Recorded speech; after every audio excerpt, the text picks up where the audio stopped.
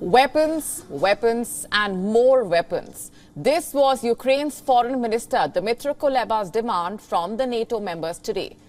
As the war nears the end of its 6th week, Ukraine is pushing the West to increase its arms supplies, heavier weaponry, air defense systems, artillery, armored vehicles and jets. Kiev wants them all in order to push back against the Russian offensive, which has turned its focus to the country's east and south.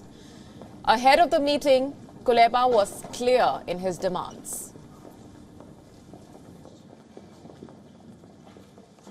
My agenda is very simple. It has only 3 items on it.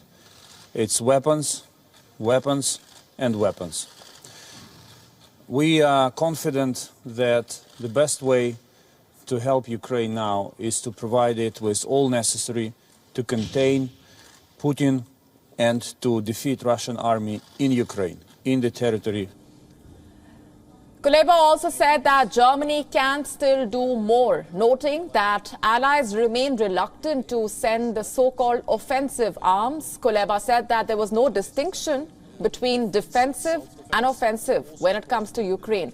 While NATO has refused to send troops to Ukraine, it has been sending crucial weapons, including anti-tank and anti-aircraft missiles, a sentiment which was echoed by the NATO chief. Today, Kuleba will sit down with his NATO counterparts in Brussels and tell them about the horrors of the war. It is the 2nd day of talks for the NATO foreign ministers, and the focus remains on how to better help Ukraine.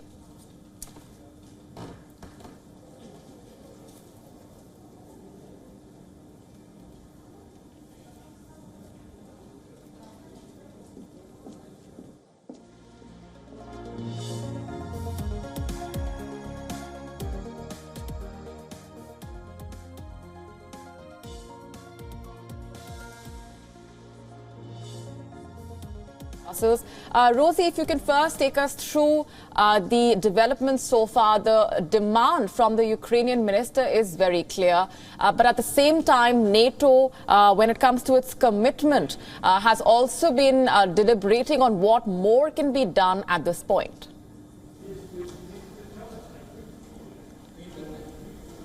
Absolutely. NATO allies are here in talks today in this building where I am to try and work out how best to support Ukraine as this conflict rages on. Now, these talks come at what NATO Secretary General Jens Stoltenberg calls a critical moment. He warns that Russian troops in Ukraine may be regrouping, resupplying and readying for a major push in eastern and southern Ukraine, perhaps in a bid to take the entire Donbas region. That's why he says he expects NATO allies to continue to pledge to continue supplying Ukraine with weapons. And we heard that request very clearly from Dmytro Kuleba, the Ukrainian foreign minister. I was there as he arrived, and I also asked him if he was satisfied so far with the West's approach to sanctions. He said he was glad that there had been movement on sanctions, but that they do not yet go far enough.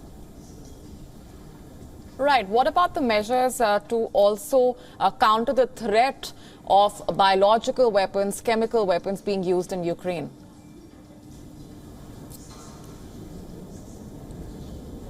Well, that was something we heard from the last NATO meeting, that NATO allies were in fact ready to provide Ukraine with defensive equipment for chemical attacks, in terms of biological attacks.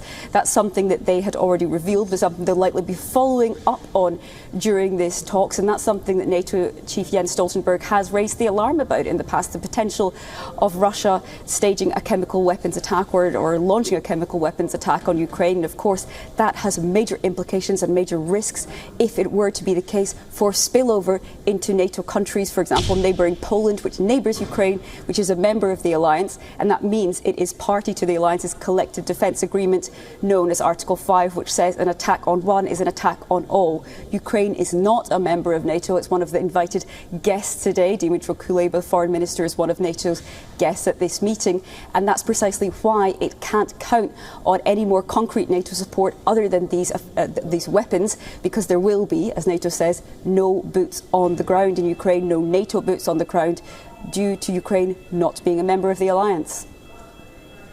All right, we're leaving it there for the moment. Rosie, thanks very much for getting us up to speed with the latest coming in.